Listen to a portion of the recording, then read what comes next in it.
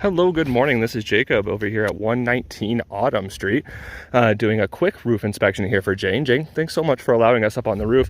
I am actually going to start up here on the top just because it is a two-story for safety purposes. Just want to go ahead and talk about a few things that I'm seeing up on the roof system. The first thing that any inspector is going to look for is what's called spalling.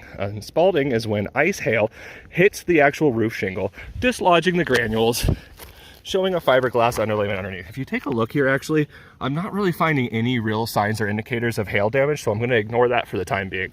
The next thing that I want to point out is just some low maintenance issue situations here.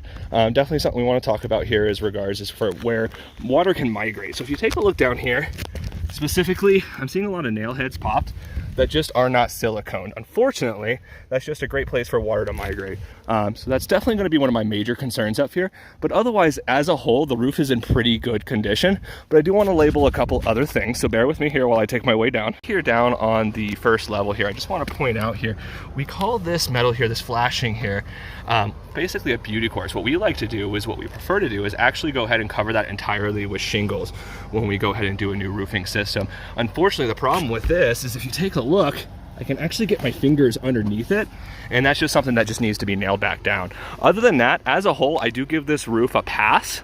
It does need a little bit of silicone, does need a little bit of hammering, but other than that, as a whole, the roof is doing really great.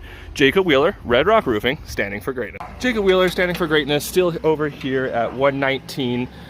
Just wanted to show you a couple of things up here in the guttering system too, along with your drip edge.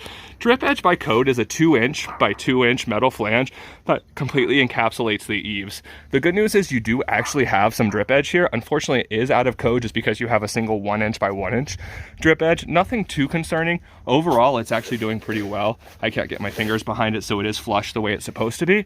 And I'm not seeing a ton of granules inside of your gutter system. This is usually a great way to know the age, wear and tear of the roof, which the roof overall looks like it's in pretty good shape. Jacob Wheeler, Red Rock Roofing. I did want to show you this angle as well of that lifted up valley metal, or of that flashing metal rather. Other than that, Jacob Wheeler, Red Rock Roofing, standing for greatness.